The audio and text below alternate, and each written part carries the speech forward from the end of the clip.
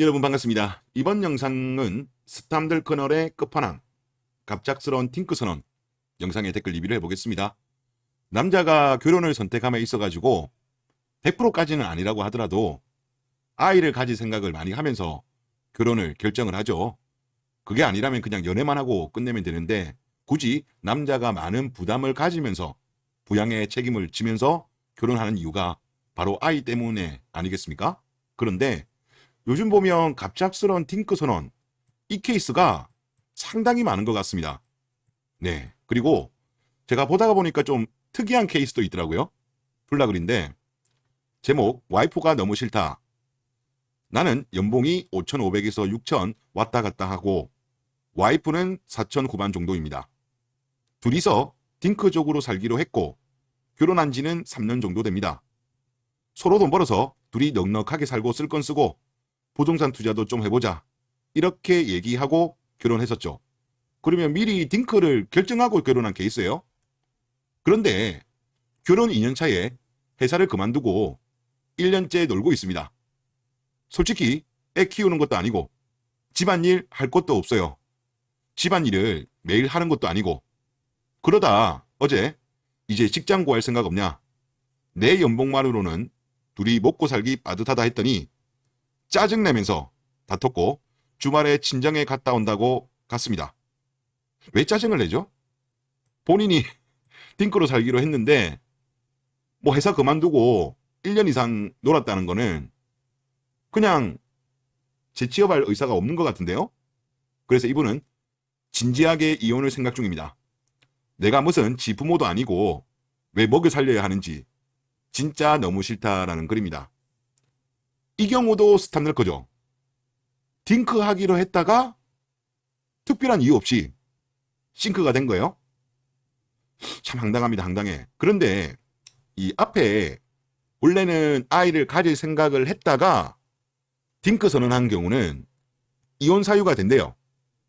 그런데 딩크로 하기로 했다가 갑자기 맞벌이 안 하고 싱크로 가는 경우, 이 경우는 이혼 사유가 되는지는 모르겠습니다. 제가 좀 검색을 해보니까 이 케이스는 안 나오더라고요. 좀 상당히 좀 드문 케이스다 그런 생각이 듭니다. 예, 댓글 한번 보겠습니다. 갑작스러운 딩크 선언엔 갑작스러운 이혼 선언으로 대응해야 합니다. 예, 맞습니다. 이거는 이혼 사유가 되고 또 변호사분들도 최근에 영상을 제가 보니까 요 케이스가 정말 많대요. 요 케이스 때문에 이혼을 하겠다. 그렇게 의뢰가 많이 들어온대요. 이게 제 생각에는 늦게 결혼하잖아요. 요즘 워낙 늦게 결혼하다 보니까 비자발적으로 임신이 안 되는 케이스도 많기 때문에 차마 남편한테는 말하지 않지만 그런 것도 있지 않나라는 생각이 좀 많이 듭니다. 그리고 다음 댓글에 보면 여자가 딩크 한다 해놓고 억지로 애를 가져보세요. 그러면 남편분께 얼마나 달달 볶겠습니까? 독박 육아, 독박 살림, 네가 애 갖게 해서 일 못하겠다. 이렇게. 아, 그럼 이분 말씀 그거네요. 딩크로 갑자기 이제 선언하는 거죠. 그러면서 이제 남편이 설득을 합니다. 그러면 여자가 맞이 못해서 임신과 출산을 하면 맞벌이 하기 상당히 힘들잖아요.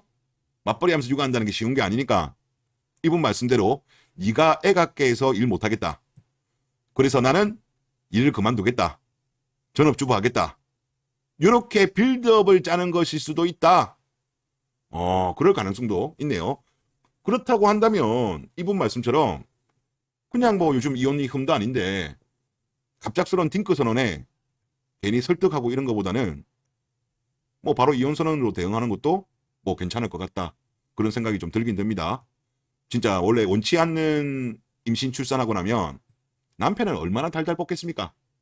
참으로 안타까운 현실이다. 그런 생각이 들고 또 다음 댓글에 보면 요즘 우리나라 낙태율을 보면 이미 결혼 전에 애를 가질 수 없는 몸이 된 경우가 많을 겁니다. 그러니 정말 이건 결혼 전에 확실히 해놓고 결혼하는 것이 중요하다고 봅니다. 그러니까 이게 저는 두 가지라고 보거든요. 첫 번째는 의사, 확실한 의사, 뭐 녹음을 하든 뭘 하든 뭐 준비를 하는 게 저는 좋을 거라고 생각이 들고 그 다음에 웨딩 검진, 남자도 검사하고 유자도 검사해가지고 아이를 갖는데 문제가 없는지 확인을 해야 돼요. 진짜 우리나라가 낙태가 OECD 국가에서 1위입니다. 뭐 전 세계 통계는 없으니까 제가 뭐 모르겠는데 OECD 국가가 38개 국가예요. 그 중에 1위입니다.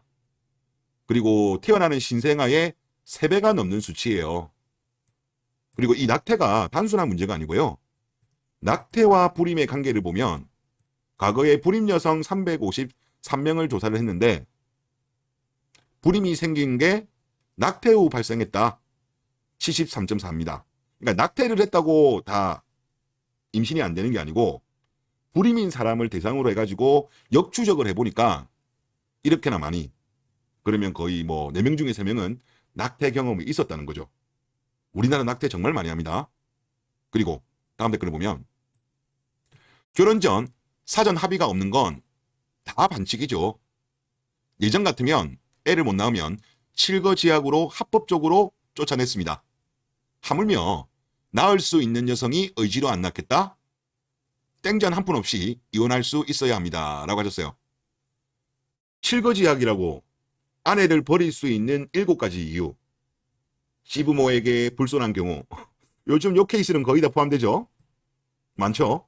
그리고 자식을 낳지 못하는 경우, 음탐한 경우, 질투하는 경우, 나쁜 병이 있는 경우, 말이 많은 경우, 도둑질한 경우, 뭐 이렇게 나옵니다. 그래서 참 말씀대로 결혼 전 사전 합의가 없는 건 다 반칙이다. 그런 생각이 들고, 또 제가 다른 영상에서도 제가 그거를 올렸는데 지금 워낙 스탐널커가 너무 많아요. 스탐널커가 많기 때문에 혼전계약서, 이거 많은 나라에서 지금 도입이 되어 있습니다. 그래서 이건 젊은 남성들, 특히 20대 30대 남성들이 요구를 하셔야 돼요. 혼전계약서 우리가 지금 법원에서 인정 안 해줘요. 혼전계약서를 인정해달라는 남자들의 목소리가 커져야 됩니다. 이거는 뭐 국제결혼 생각하시는 분들도 목소리 내는 게 저는 좋을 것 같아요. 국내 결혼하시는 분들은 당연히 해야 되고, 물론 여자들은 이거에 대해서 아마 반대할 거예요. 하지만 지금 워낙 스탐널커가 많기 때문에 국내혼을 생각하시는 분들은 이런 목소리 안 내면 안 됩니다. 지금은 대스탐널커 시대로 들어갔어요. 그리고 지금 이혼을 했을 때 남자들한테 너무 불리해요. 재산 분할에 있어서. 10년 딱 지나고 나면 5대5거든요. 그런데 그게 특유재산이라고 또 아시죠? 특유재산. 특유재산 같은 경우는 사실상 원칙적으로는 재산 분할 대상이 안 돼요. 특유재산은. 부부가 만든 형성한 재산이 아니거든요. 보통 이런 경우는 상속받은 거죠. 대기업 같은 경우는 재벌들은 이런 것도 원칙적으로 잘 법원에서 특유재산을 인정해 줍니다. 그런데 우리 같은 일반 서민들 같은 경우 사법부에서 재판을 하게 되면 특유재산에 대해서도 재산 분할을 하고 있어요. 아니, 대한민국 사법부 보면 좀 이상해요. 원칙이 재산 분할 대상이 아님에도 불구하고 여자 편을 드느라고 특유재산마저도 재산 분할을 한다니까요. 그러니까 이런 거를 원천적으로 막으려고 하면 혼전계약서 이거 반드시 해야 돼요.